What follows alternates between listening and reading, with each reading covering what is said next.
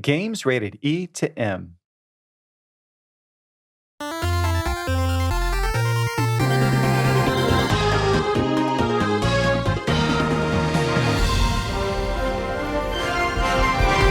Welcome to Nintendo Power Podcast. This episode, we take to the skies with The Legend of Zelda Skyward Sword HD and talk about our time with the game.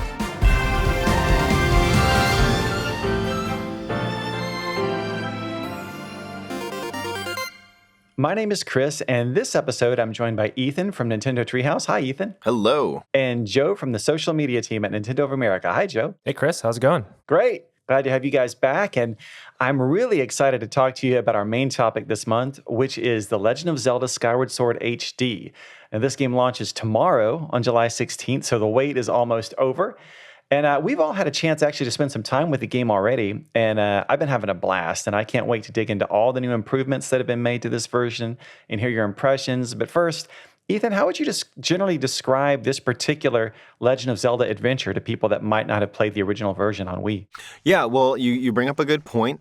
This is a Legend of Zelda series title that was first released on the Wii in 2011. So it's back now, kind of in what I would think of as kind of a definitive version of the game. There are a number of small improvements that you mentioned earlier. It also is, in HD, which is great to see on the TVs we have today. And it moves at a really nice, steady 60 frames a second when you're playing it, which I think the combination of HD and the frame rate that people will see, which you really do, I think, kind of need to see for yourself.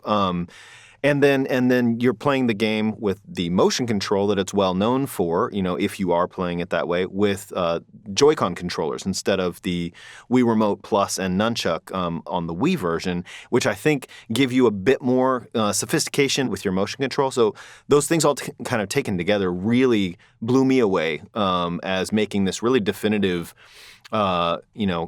experience with this game based on, compared to what I remember, when it first came out.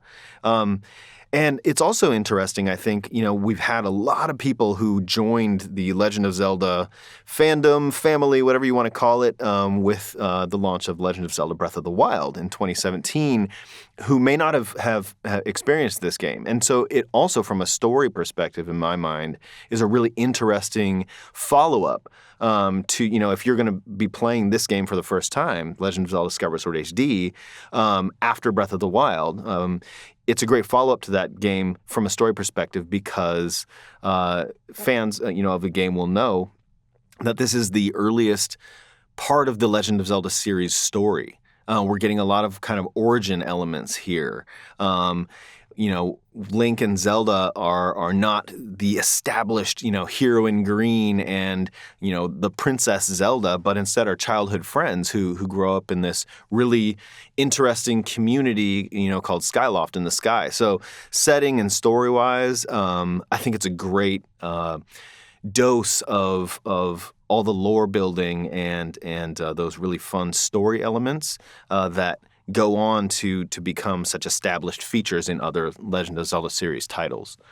Yeah, so that's kind of like, I guess, my take from the gameplay, presentation side of things, as well as the story side and where this game fits in the overall, lore of the series. Absolutely. And, the story is probably my favorite story, actually, of all the Legend of Zelda games, because, like you said, it does kind of start at the very beginning of kind of all the lore and establishes, for example, the origin of the Master Sword. Yeah. And there's some other great, we're certainly not going to spoil any of the big secrets, but later on in the game, you find out about some other things that kind of change maybe the way you might see some of the other elements that repeat in later Legend of Zelda games. Yeah. So Joe, what about you? Did you play the original Wii version of this game, or are you just, really getting your feet wet with this version, or what's your experience been? Yeah, I did play the original release when it came out on Nintendo Wii. That's about over 10 years ago at this point, and yeah, I was in love with it the first time it came out. It was, an amazing story, like you guys said. Origin of the kind of the Legend of Zelda series timeline. I think that's a great point because while it is the start of the timeline, I feel like from a gameplay standpoint and from a structural standpoint, it's kind of the culmination of 3D Zelda, I would say, kind of the end of that kind of traditional Zelda style of gameplay. And it does do a lot of really interesting things with the format and try to experiment in some ways. And I think that's really kind of a core tenet of The Legend of Zelda, right? A lot of the games, while there is kind of a structure to them, they all kind of go in different directions. They innovate in their own ways, and this one is no different in that sense. But from a story perspective, I think that's one of the things that really struck me, and that's something you mentioned, Chris, with the kind of the overall plot and it being kind of your favorite. I would say it's definitely my favorite as well. The characters are so really well defined, and they're pretty different from their usual characterizations in the series. And what I really like in this one is just kind of the relationship between Link and Zelda, and that really being the core motivating thing to keep driving you through the story. So, I really enjoy that part of the plot and how it really just kind of carries you throughout the whole thing. And coming from something like The Legend of Zelda: Breath of the Wild, where it's a little bit more of an open-ended story, and you kind of discover that for yourself. This is one of those ones that's kind of like a page turner. So I really appreciate that aspect of the game. Mm-hmm. Absolutely, yeah. And you touched on this. I think you both touched on this a little bit, but the place where this game falls not only in the story of The Legend of Zelda, but also kind of in the evolution of the gameplay. Mm-hmm. It was the last main new console title that came right before, all of the big changes with The Legend of Zelda: Breath of the Wild. And in a way, it's kind of the missing link, no pun intended, in the series, where you can see some of those changes that started to be introduced that they would expand upon in The Legend of Zelda: Breath of the Wild, like the stamina wheel and how that's tied to running and climbing, things like that. The sailcloth, how you could use that to glide down to faraway areas. So it's really interesting to me from that perspective as well, for people that maybe, like you said, Ethan, started with the series with The Legend of Zelda: Breath of the Wild, to be able to kind of see some of the origins of where that game came from. Yeah. And I think for both audiences, both people who have played a lot of 3D Legend of Zelda titles, beginning with Ocarina of Time, but going all the way through, Majora's Mask and Wind Waker and Twilight Princess, that whether you fall into that camp or whether Legend of Zelda: Breath of the Wild was your first title, there's going to be a lot for you here.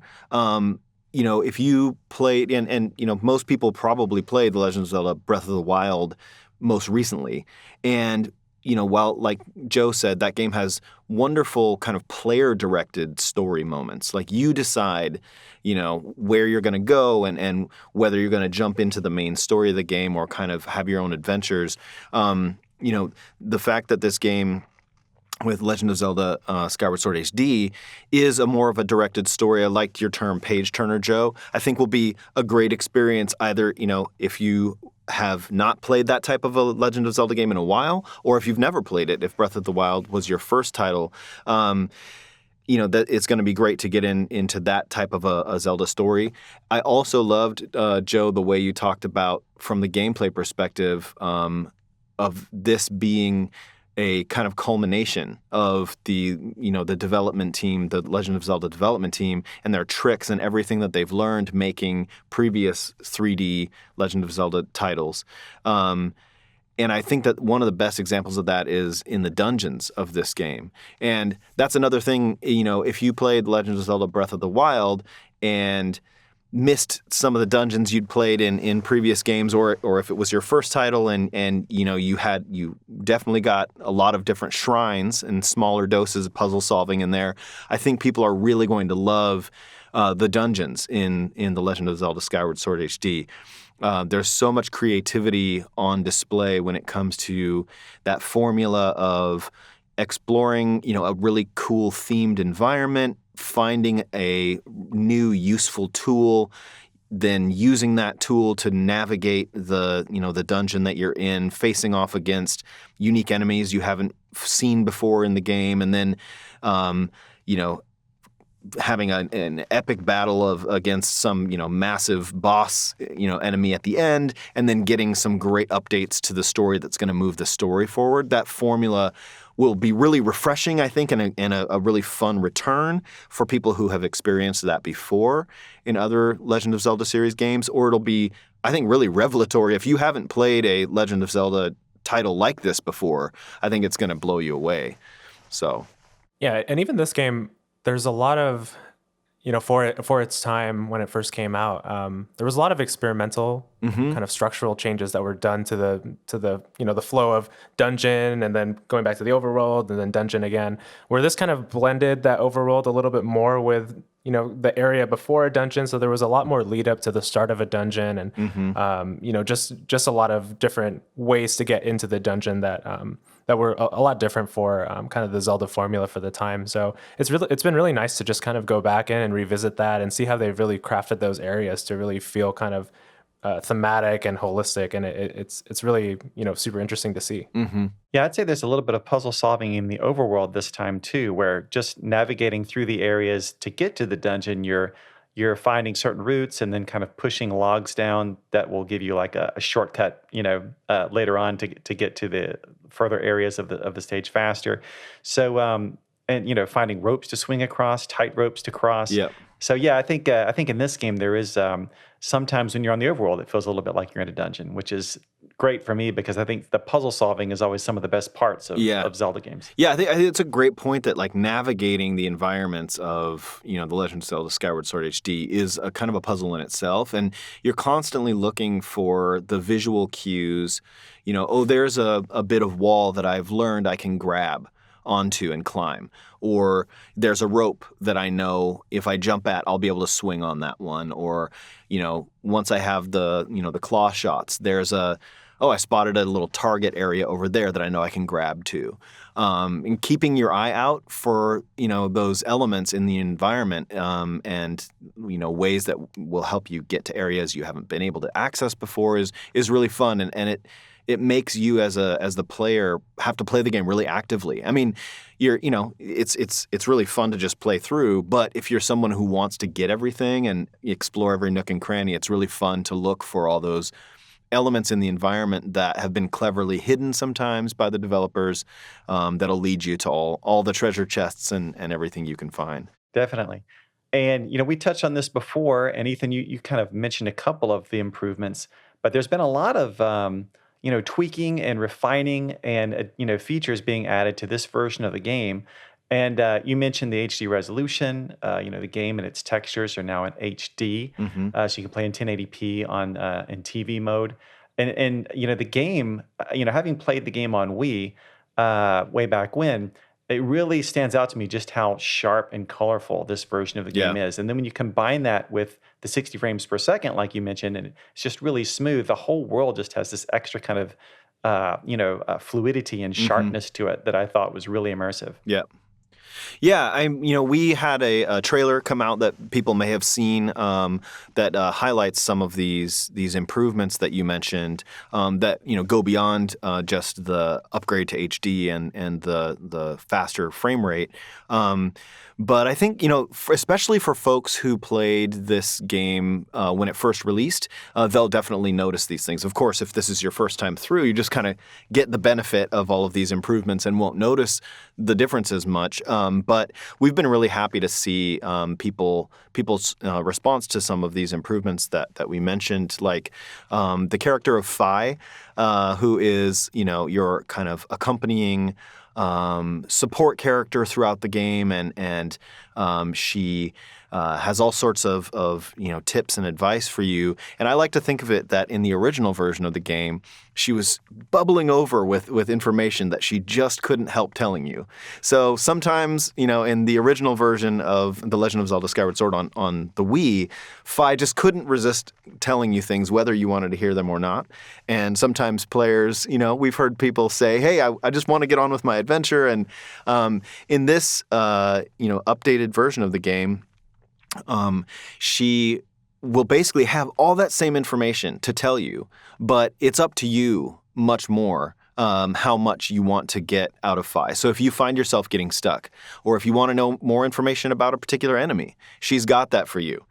She has learned to restrain herself a little bit more, and but I love that it's kind of on the player now, and that's one of the bigger improvements I think people who played the original version will notice. But there's a lot of small little things, especially in the early hours of the game, when it comes to making your way through Skyloft and going through the game's tutorials and getting to the main part of the adventure, really getting your adventure started, that I think people who've played the game before will find has been more streamlined.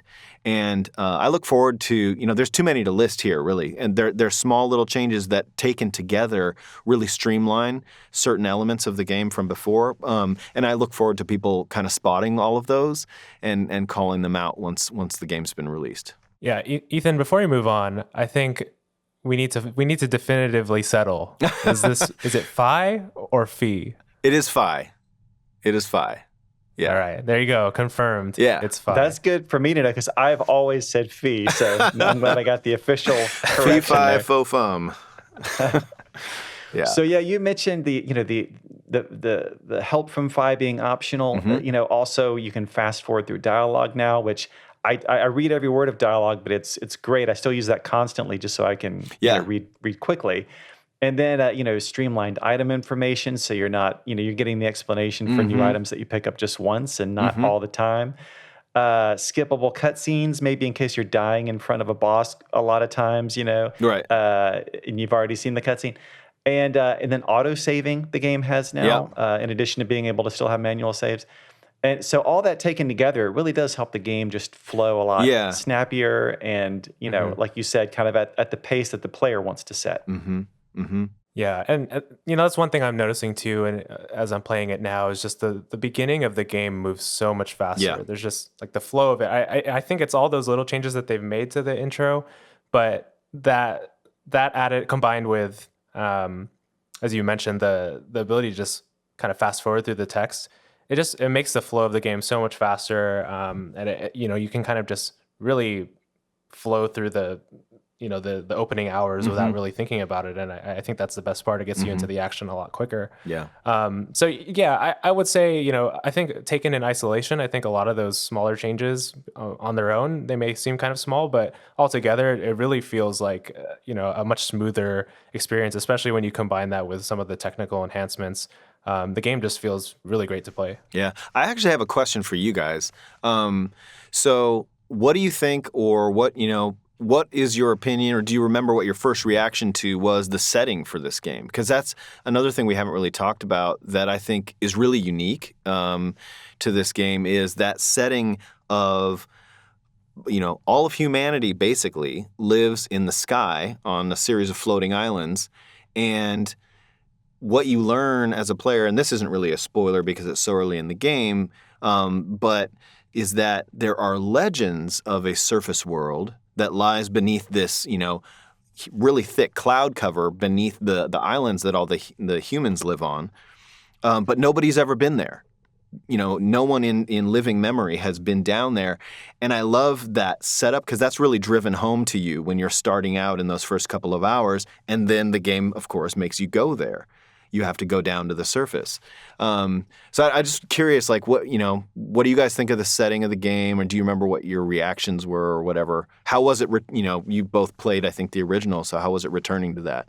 Yeah, I think for me, coming off of the Legend of Zelda Wind Waker, it kind of felt like sky was the next option, right? We did the sea already, and now we're moving over to the sky. But I think when I finally started to play it, that's where the setting really clicked for me. I really connected with having Skyloft as this place, this island, floating island in the sky that, just has so much personality and so much character to it. And then even just being able to kind of explore and just, fly throughout the open skies. I think, it was a similar feeling for me as the Legend of Zelda Wind Waker, where you kind of just sail out into the open sea and you really just kind of have that sense of freedom. I think you get that here too. But I think the difference this time around for me with Legend of Zelda Skyward Sword HD is just, discovering that surface world. It feels so mysterious. I think that's a really great job that the team did of really building up the anticipation of not knowing what you're going to find down there, and combined with kind of like the story really being around, kind of the ancient history of the world and the lore. It just feels really kind of mysterious. And sometimes it feels a little scary, I would say, especially when some of the villains start coming into play. That's something I really connected with of, just having a little bit of a different thematic in a Zelda game that we hadn't seen before. Yeah. Yeah, no, agreed. Yeah, and I've said this on a previous episode of the podcast, but to me, the Legend of Zelda series is all about kind of that feeling of wonder, Hmm. of that childhood kind of like sense of wonder you get from exploring new places or playing in the woods. And nothing kind of fits that better than a setting like this, where you're in the sky, living among the clouds, Hmm. and you see that those great scenery like waterfalls falling down from higher kind of rock chunks in the sky down into Hmm. your town. And so it really does kind of spark the imagination, and like you both said, creates that sense of not just wonder but mystery about what Yeah. does lie on the ground, and Yeah. why, how did that whole premise kick off, or we're not even really aware of that. And so it really I think provides a great kind of spin on the usual Legend of Zelda formula. Yeah. Yeah. I Yeah, also. and kind Oh, of. go ahead, Chris. Oh, sorry, Joe. Oh, Or was that Joe? yeah. Sorry. I was going to say, like kind of working on this game, it's been interesting because it's had me thinking about like what are the kind of the core tenets of the Legend of Zelda as a Hmm. series, because the games are so different, and we've been thinking about Legend of Zelda Breath of the Wild and all Hmm. of the games that have come before it, and this one in particular. I think it's been really interesting to really kind of strip it down to what are the key thematics, the key feelings that the series um, really has at its core. And like you said, Chris, I think wonder is one of them, that sense of exploration. I think also kind of that sense of heroism and hope, that is something that's really prevalent in this one, and really feeling the sense of Link as a hero, but then also just having Zelda be a really active part of the story this time Hmm. around, and a really interesting character overall. I think it's a really interesting take on the formula Hmm. for the series. So I really appreciated that. The other thing I'll say is kind of that aha moment that you get with the puzzle solving. I think that's something that you feel in every game in the series. It's Yeah. always been something that's just so key to it, and I feel like you get that not only with the exploration and with the dungeons, but also with the combat this time around Yeah. too. Oh, for Where it's a sure. little bit different with the motion controls, and even if you're playing with button controls too, I think that holds up as well. Yeah. Yeah. That's something we haven't talked too much about yet. But yeah, that was one of probably the defining characteristic of the original version of this game on Wii was the unique sword controls. The fact that using the Wii Remote controller back in the day, you could, kind of mimic in the air the actual sword slashes, not just Hmm. not just to swing the sword, but to swing it in the exact direction. Up to down, down to up, diagonally, Yeah. horizontally. And I really love how the combat and a lot of puzzles in the game plays off that. You might have a big, plant kind of snapping at you, and depending on the way its head is oriented, Hmm. you either have to slash horizontally or vertically Yep. to take it down. Or, in the first dungeon, there's sometimes you'll to get past a certain door, there'll be like a set of weird eyeballs in the wall that you notice will follow where you're pointing the sword. Hmm. So, you just kind of move the sword around in circles until they get dizzy, and then that's Yep. your key to get through. So there's all these great ways that they use the motion controls, or the motion of the sword, even if you're using button controls now with this new version, Hmm. to incorporate that into the game. And, I was really excited as someone who actually really enjoyed the motion controls for the original version. I was really excited to see how the button controls would work. And for those that don't know, instead of, when you're not using the motion controls, which of course still work here with the Joy-Con controllers, if you're using, for example, the Joy-Con controllers and the Joy-Con grip, or if you're using a Nintendo Switch Pro controller,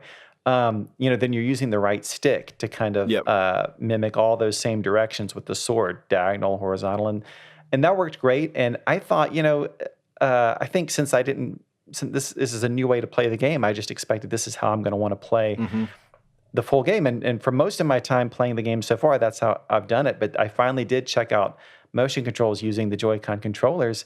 And wow, that feels great too. I think probably even better than the original version Hmm. with the motion controls with the remote. And I really like having the Joy-Con in different hands. Yeah. And just it's not just whether it's motion or whether it's moving the right stick to decide how you slash the sword. It kind of works its way into all sorts of other different control functionalities, like how Yeah. you move the camera and how you control your loft wing when you're flying in the Yeah. sky on your giant bird companion. So there's all these great advantages, I think, to both styles, and it really will be up to the player to decide, what they enjoy best. But I think personally, I might be switching back and forth every once in a while because I'm really having a blast both ways. Yeah, I know. It actually, took me back to one of the things that I remember was really emphasized when the Nintendo Switch first came out, which was, you see somebody who's having a great experience playing on the TV, and then they grab their console and their system and pull it from the TV and go out to a park or whatever. And I've played, as I imagine you guys have, a lot of titles in the Legend of Zelda series, and I have this strong association with playing those games in front of a TV, and it really is cool to be able to take a game like this, where you're playing on the TV, and then grab and go outside or just on the couch, whether that's portably, on your Nintendo Switch or your Switch Lite, or with a Pro Controller, or on, like you were saying, on a grip. There's just a lot of different ways to interact with this game now, and that kind of fits in, I think, with some of the other improvements we mentioned, which put a little bit more control in the hands of the player in determining how do they want to experience this game. And I love that now extends to the control options you have, because you really have a lot of different ways to play this game now, and find the one that's right for you, or like you said, Chris, switch back and forth if that's what you want to do. Also, yeah, I was just going to say too, one thing that I discovered when using button controls is that you can still kind of tilt your Pro Controller to fine tune your aiming and things like that. So you get, in some ways, kind of the best of both worlds. Yeah, for sure. Yeah, I think going off of just having it on Nintendo Switch, I think it's something like mental for me. I think, like you said, having previous 3D Zelda games and always associating them with a specific console. I play my games 90% of the time in handheld mode, so just having it on a handheld for the first time, like a traditional 3D Zelda game in handheld was really like kind of eye-opening for me. Right, especially when you've played a little bit before, right? Yeah. And for Legend of Zelda Breath of the Wild, I kind of like think of it as a different era of Zelda. It's a different experience. So like I just always known it that way. But when you see this game, a game that you've played before potentially, and with all the enhancements and everything, and you see it on Nintendo Switch, it's like, oh whoa, this is a really novel. I'm not supposed to be able to play this in handheld. Yeah. Yeah. It's like, is this like real? Can I do this? So Joe, did you play more with motion control, or were you playing with button only controls mostly? I've mostly been playing with button controls. I've tried motion controls here and there, but I mean, I'm pretty used to it at this point. I think there was a little bit of adjustment for me just having played it before with motion controls, but I'm having a pretty good time, and it feels pretty natural.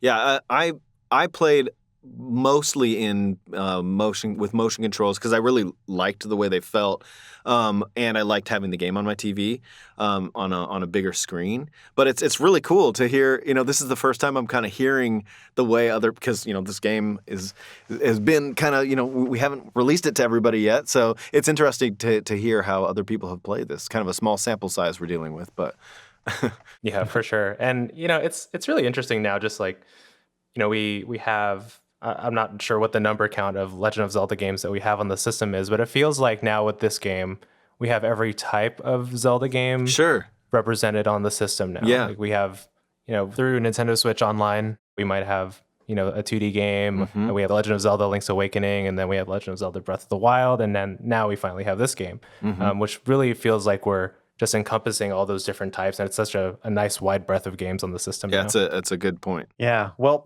I could talk forever and ever about this game, I know. But I suppose we should move on. But any last thoughts from either one of you about The Legend of Zelda Skyward Sword HD? Anything from you, Joe? Yeah, I'll just say, I'm having a great time experiencing this game again, and I'm feeling the same kind of just really, like I said, it's a page turner, right? I'm feeling myself really pulled through the experience again. So I've been playing a lot in the few days that I've had the game, and it's a really great time, and I'm really excited for people to get their hands on it, especially if you haven't played it before. Yeah, I think that goes for me too. I mean, having spent the amount of time I have working on just talking to other people in the company about this game and playing it, I'm really excited for people to get their hands on it, both for those who have played it before on the Wii, and to see what their thoughts are on the improvements, or just revisiting a game like this after 10 years. But I'm really also wanting to hear I think I'm gonna be talking. I have kids myself, and my daughter, Legend of Zelda: Breath of the Wild, was her first Legend of Zelda game that she played through all by herself. Occasionally coming to me for help, but she hasn't played this game before, and so I'm curious for that audience out there that. The Legend of Zelda Breath of the Wild was their first big Legend of Zelda title. What do they think going to the Legend of Zelda Skyward Sword HD? So for me, it was a feeling of coming home, but I'm really curious to hear what that newer audience has to think of this game. So. Yeah. And no matter what, I think everybody can agree that the music is amazing. Oh my gosh. So we didn't there's so much to talk about with this game. We didn't even wade into the fully orchestrated music, which is fantastic. But yeah. Yeah, we'll have one of the cooler themes at the very end of the episode so people can check that out. And then one last thing I'll add onto the music is we talked about the story. This game also has some of my favorite supporting characters. Oh, yes. Obviously, Link's great. This is my favorite iteration of Zelda. But then you think about Groose, who's Groose gang kind of an represent. interesting character, a bit of an antagonist early on. Yep. And then Girahim, who's just creepy, kind of a creepy primary villain. And then Fi, who we talked about before, I really like. So I think there's just a lot of great elements of this game. I also think seeing this game's iteration of Link and Zelda is really fun. That's kind of a fun thing that we've had with a lot of the recent titles in the series, I think. But I think, Joe, you kind of alluded to it. They have a great relationship, having grown up as childhood friends, and just seeing the roles they play and in this particular title is really fun. I think again, fans of the series, wherever you got your start in the series, will really enjoy that. Yeah, definitely. And any villain that can catch your sword with 2 fingers is a plus in my book. So. Yeah. All right. So moving on to Players' Pulse. A few days ago, just for fun, like always, we posted 3 polls on Twitter for Nintendo fans to answer. And this time, the questions were all themed around the Legend of Zelda series. And we asked fans to choose the items that they would take on their own epic adventure. And the first question was, which secondary weapon would you take? And the options we gave were bombs, boomerang, and bow. So, Joe, if you had to choose one of those to take on your own adventure, which one are you grabbing? I'm going to go with the bow. And this is by process of elimination. I'm a very clumsy person, so if I did anything with bombs, I'd probably hurt myself. Same with boomerang. So it has to be bow. Although, I don't know. That might be a little bit more complicated to use. So I think no matter what happens, I'd probably hurt myself in some way. Ethan, how about you? Bombs, boomerang, or bow? It's a tough call. I think I'm going to go with what I think is a little bit of the dark horse choice and say boomerang. I love the boomerangs. You can go grab items that are far away, kind of an underappreciated utility of that item. And then, depending on the enemy, you can stun enemies with it. And it sometimes just has some surprising uses. It's one of those items in a Legend of Zelda game that you just kind of maybe this will work, and you try it and it does. To hit a far off switch or, whatever it is, it sometimes has some surprising effectiveness. So I like the boomerang. That's my pick too, just because it's so fun to use. I love throwing it, and then as it's hitting an enemy, but then as it's coming back, repositioning yourself so that another enemy gets caught in that return fire. Yeah. And then, like you said, you could just lay on the couch and use it to grab snacks back and forth without having to stand up. However, the fans went with Joe's pick, bow. Oh, interesting. By a pretty sizable 64%. Whoa. And bombs and boomerang were pretty much tied behind that. Wow. Bombs are great too. Don't get me wrong, but yeah. Yeah. If you got a cave have you ever door thrown that you need opened? What was that? You ever thrown a boomerang in real life? Has it ever actually come back to you? I have not. Actually works for me. I have not. No. Unfortunately. Yeah, I think I would end up hurting myself if I tried it in real life. All right, so the next question was, which ride would you choose? And this is a tough one. The choices were Epona, a loft wing, or the Master Cycle. Oh man! And which one are you kind of bolting out of the castle on? Me? In search for adventure. I'm going loft wing. Yeah. Yeah. Yeah, I think I'm going loft wing also. I mean, the other ones are on the ground. Okay. Yeah. I would agree with both you guys. I mean, flying would be so much faster and more fun, in my opinion. However, Epona was the big winner here with Okay. 41%. Okay. I think Epona is just, a beloved horse Yep. from the series that fans have grown to love ever since Legend of Zelda: Ocarina of Time. So, Yeah. You can't go but yeah, wrong. Epona did great. Next was Master Cycle, Mm-hmm. not too far behind, and then Loftwing not too far behind that. We'll see if we were to do that poll again in a couple weeks if Loftwing would fare any better because Yeah, maybe. All right, so finally, the last question we asked was, which Triforce would you pick? Triforce of Courage, Triforce of Power, or Triforce of Wisdom? I'm going to say for myself, I picked Triforce of Wisdom. I thought, maybe it could give me a little bit of good luck in solving puzzles. I'm going to go, hopefully this doesn't reflect poorly on me, but I'll go Triforce of Power. Heck yeah. And mainly because, Ganondorf's my favorite character, and I use him in Super Smash Bros. Ultimate. Oh, nice. He's one of the best villains, so gotta go with that. Mm-hmm. Oh, the dark side. Yeah. It's a tough call. It's a tough call for this one, too. I'll go Triforce of Wisdom myself as well. I love learning new things. I love doing deep dives into subjects that I've, gotten interested in. And knowledge is power. So maybe I could, get two birds with one stone there. I don't know. That's just being cheesy, but...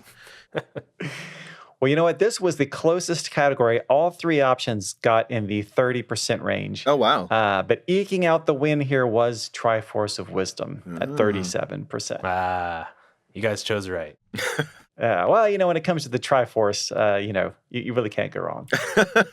Fair enough. All right, so the next section is Nintendo Power Game Club. And this is the section where we talk about, a game. We all pick a game beforehand and play it and then discuss it, kind of like a book club. And this time we picked a game called Blossom Tales: The Sleeping King from Castle Pixel and FDG Entertainment. Now, this game actually came out a few years ago in 2017 and had a great response, but I thought even more people should probably know about it, especially fans of The Legend of Zelda, because the developer has talked about how the game is similar to The Legend of Zelda: A Link to the Past for Super NES, which is one of my personal all-time favorite games. So before we dig in, I was just going to give a very brief description of the game from its page at Nintendo.com. And here's what it says.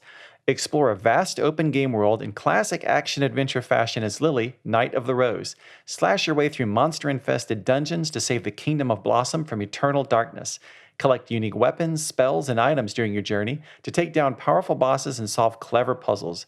Be part of a vivid, dynamic story passed down from grandfather to grandchildren by influencing the course of events yourself.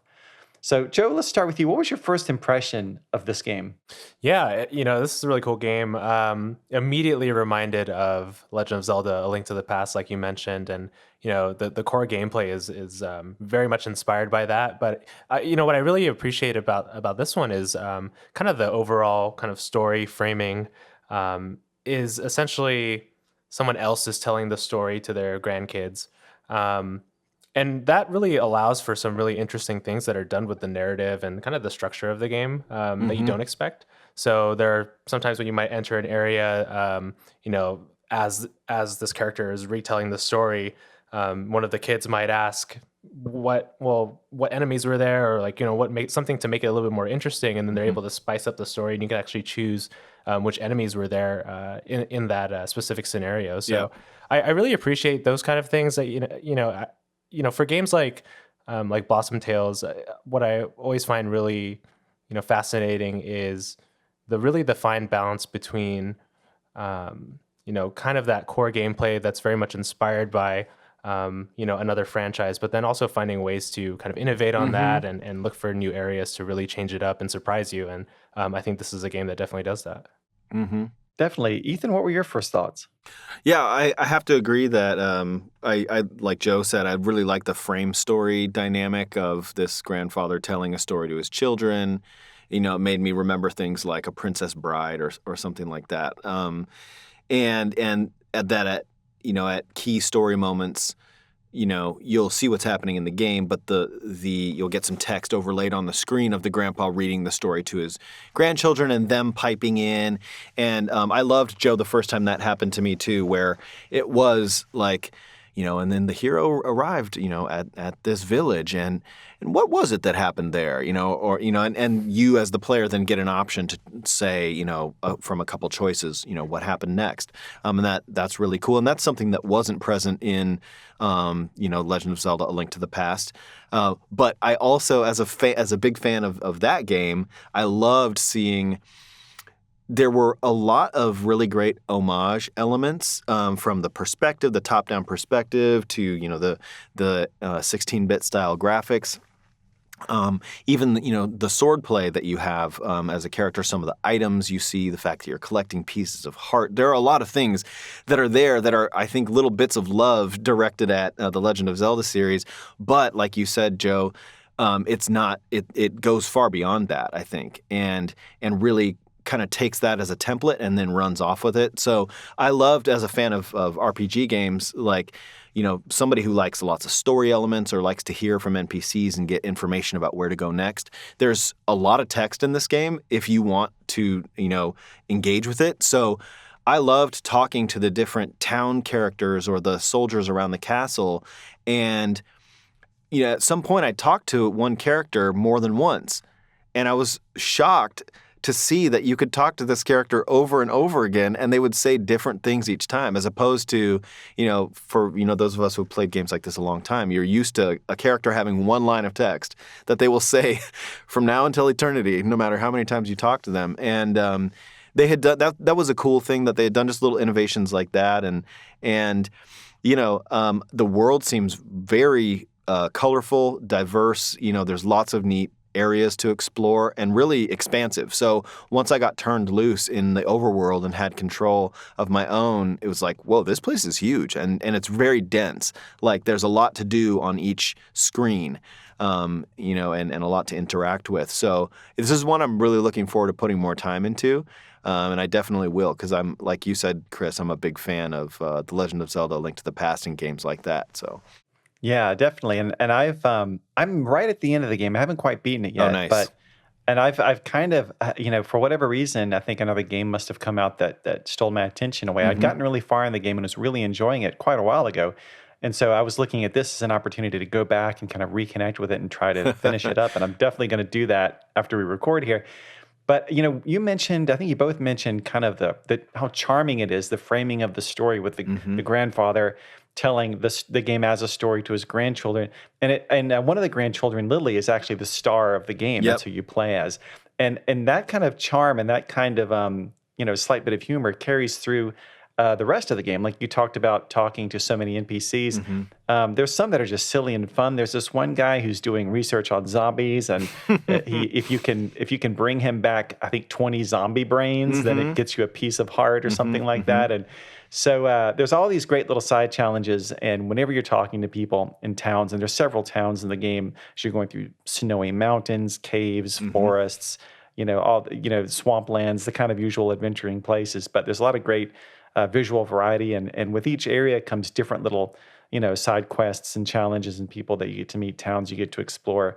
So yeah, there's a lot there, and there's a lot of like very traditional type dungeons as well, where you're taking the items that you have, some of them very familiar to fans of The Legend of Zelda, like boomerangs, bombs, your shield, a shovel, bow and arrow.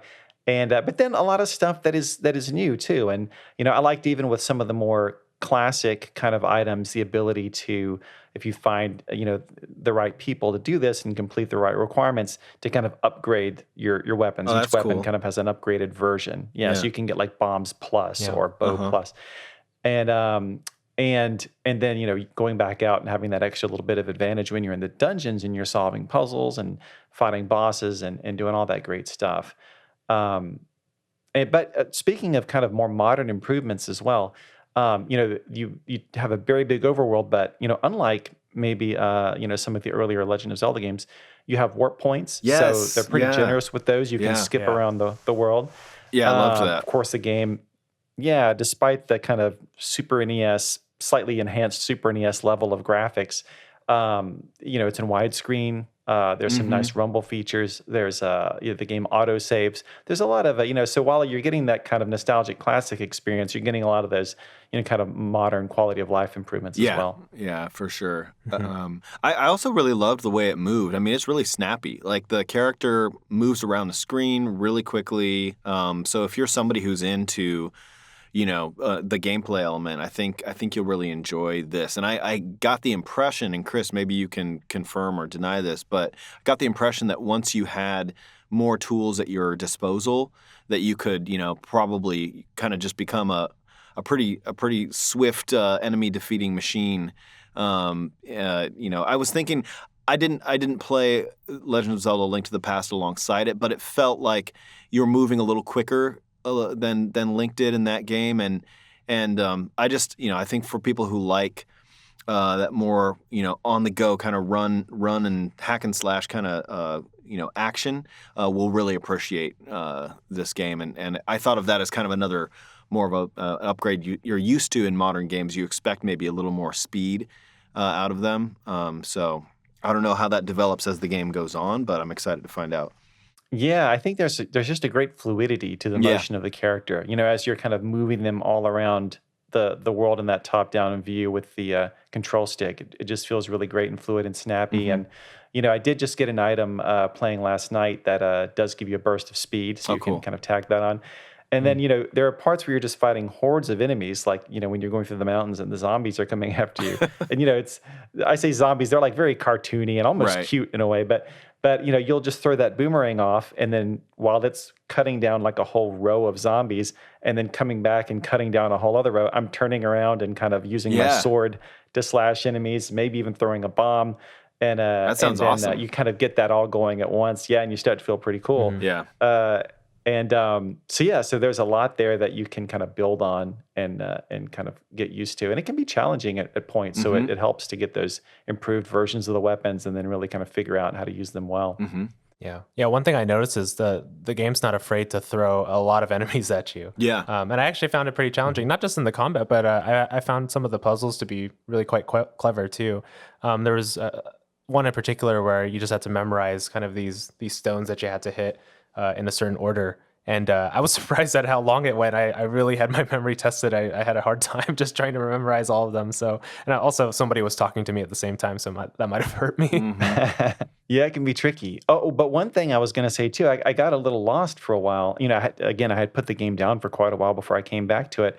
But then as I was refreshing my memory on how to play it, I remembered that the game, if you go to the pause menu, it has a log. And also when you reload your save, the grandfather again tells you where you were at in the story and where you were headed. Yeah, that's really nice. It was easy. Yeah, it was easy for me to kind of remind myself, I need to go north. I'm trying to find a dungeon to the north, and I was back in the swing of it. It's cute. It like fits the narrative too of like what you would do if you were reading a book you'd been away from for a little while. Now where were we? Let's remind ourselves of our tale here. So they do a good job, I think, of weaving that frame story into the game, and that's a great reminder that Lily is one of the grandkids and the hero of the game. So this is another one I think I'm gonna introduce to my daughters after having checked it out.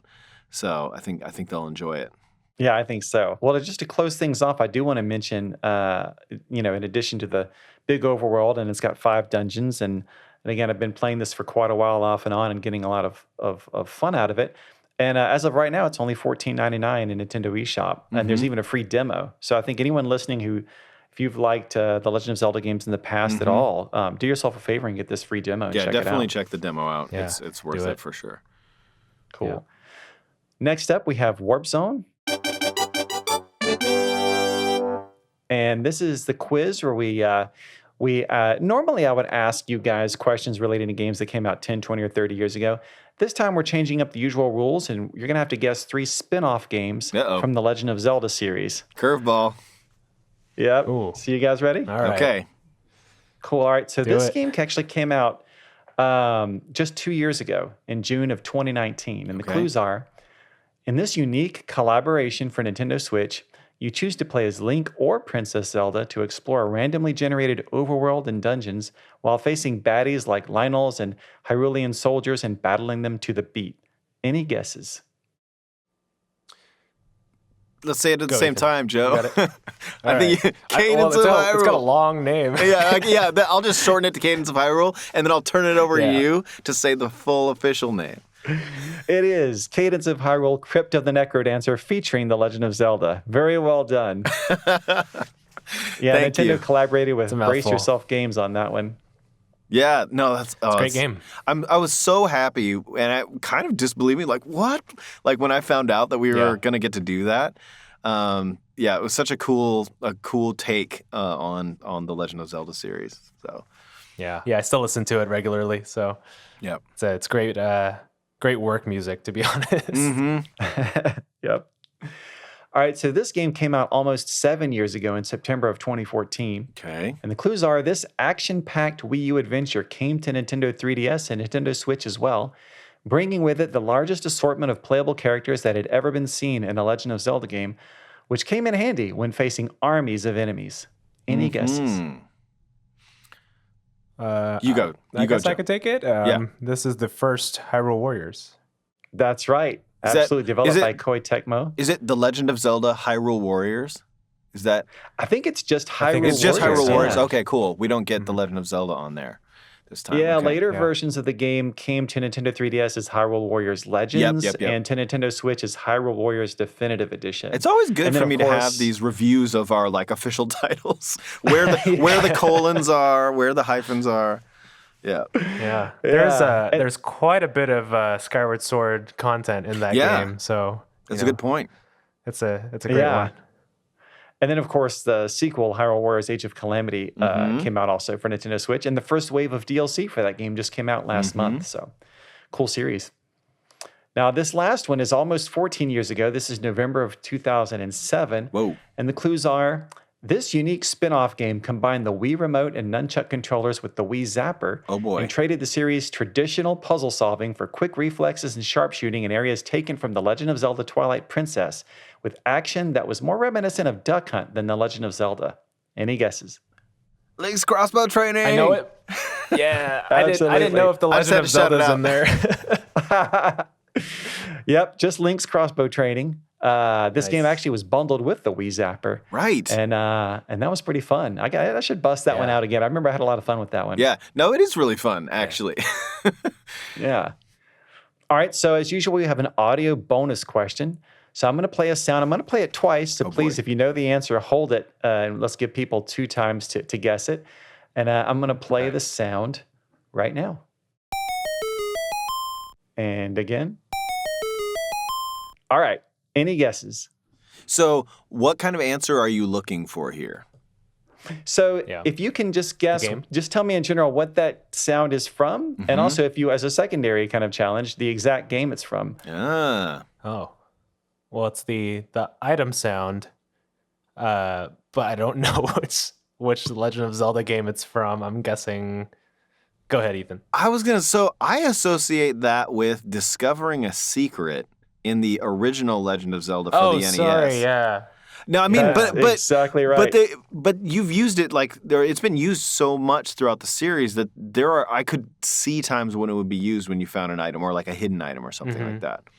Yeah, that there has been different versions of that tune played in different Legend of Zelda games. But yeah, that specific one came from the original NES Legend of Zelda title, When You Discover a Secret. So great job. Yeah, I have this Yeah, image I'm so in my head embarrassed. of like there's a lot of sound effects in this series, Joe. Yeah. But I have this image in my head of like pushing a block, and the block moves, and then you get that sound effect. Yeah. Yeah, Wow. or just putting a bomb at a random wall and it just happens to Right. to find a cave. Yeah. Yeah. And as an added bonus, I also now feel really old. Yeah. So that's good. Yeah, that one's been around for a while. All right, now we're going to move on to game forecast.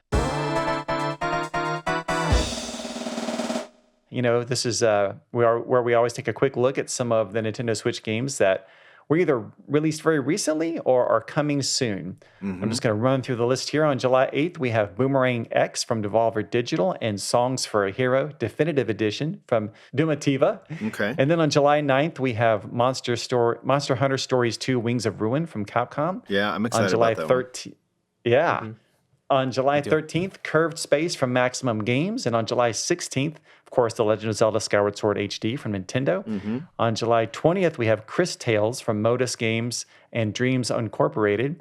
On July 22nd, we have Last Stop from Variable State and Annapurna Interactive. On July 27th, we have Neo The World Ends With You from Square Enix, and The Great Ace Attorney Chronicles from Capcom, and Samurai Warriors 5 from Koei Tecmo America. On July 29th, we have B.Arc. I'm guessing you pronounce that as Bark from TikTok Games, and Blaster Master 03 from Inti Creates. On August 5th, we have Dreamscaper from Afterburner. On August 24th, it's King's Bounty 2 from 1C Entertainment and Coke Media. On August 27th, No More Heroes 3 from Grasshopper Manufacture. And finally, on August 23rd, we have Kiwi from Stone Wheat and Sons and Sold Out. So guys, is there anything on this very long list that you're especially looking forward to? Well, I interrupted you somewhat rudely there in the middle of the list, but I haven't gotten around to playing yet Monster Hunter Stories 2, but that is one that I'm really looking forward to. I got the opportunity to participate in when we did the Treehouse Live segment for that. I got to sit in on that and was able to play the demo of that game, but haven't been able to go back to the full game yet, but I'm really looking forward to that. Yeah, for sure. Yeah, there's a lot on that list. I mean, there's a lot of sequels that I think a lot of people never expected would happen or are just have been long anticipated. So Neo, The World Ends With You, that's one I know is very, very important to a lot of Nintendo fans, myself included. So I'm excited about that. And then I didn't realize we were going all the way into August, but No More Heroes 3 at the end of that month. That's another one too. We didn't know it was coming for a long time, and then now it's finally happening. So yeah, I can't wait. Yeah, absolutely. No More Heroes 3, I agree. I love that series. Been waiting for that one for a long time. And I also wanted to mention Blaster Master 03. Strangely enough, I have a real strong nostalgic fondness for the original Blaster Master game on the NES. But for whatever reason, I've only kind of dabbled in Blaster Master 0, 1, and 2, which I own. And I keep meaning to play them through. So I think now that this one's coming out, maybe that will finally be kind of my incentive to play through the whole trilogy, Yeah, I've been really happy that should be a lot of fun to see what Inti Creates has done with Blaster Master as a property. Like, that's been, one that's very near and dear to me from my childhood and had great music on that NES game. And it's so cool that after a long time kind of being dormant, that series has gotten a lot of activity in recent years and some cool additions to the stories and, some more characters to dig into. So, yeah, I was like, whoa, I didn't realize we were up to 03 already with that, but that's cool. Yeah, anytime you have a modern new game with all the kind of, great things you expect from modern gaming, but you still have the classic kind of pixel art.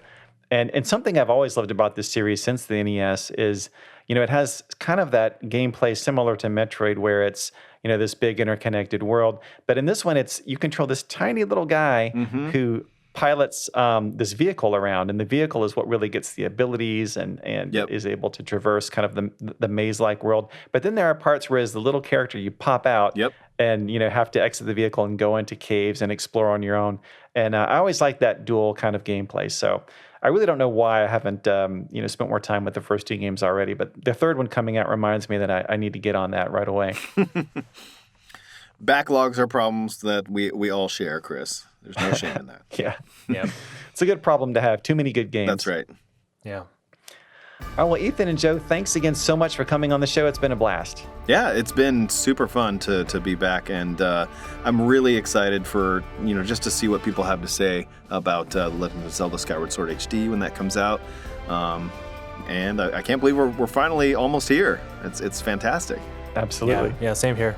Yeah, thanks for having us, Chris. It was a lot of fun, and I'm really excited for, just like Ethan said, excited for people to play Legend of Zelda Skyward Sword. I think this is one that I think a lot of people can't miss. So if you haven't played it before, I'm really excited for you, and I hope you have a great time. Yeah, cool. And I definitely want to hear more from you guys as we continue our adventures through both the Legend of Zelda Skyward Sword HD and Blossom Tales. We'll have to stay in touch and see how it goes for you guys. I may be reaching out for some help with that one if it gets too hard. I'll see what I could do. Yeah. All right. Thank you, guys. Thank you. Thanks, Chris. See you later. That's it for this episode of Nintendo Power Podcast. If you have any comments or questions you'd like us to consider answering on the show, you can email us at nintendopowerpodcast@noa.nintendo.com. Also, we always appreciate it if you can leave us a review, and be sure to subscribe so you get new episodes as soon as they're ready. Thanks for listening, and keep playing with power.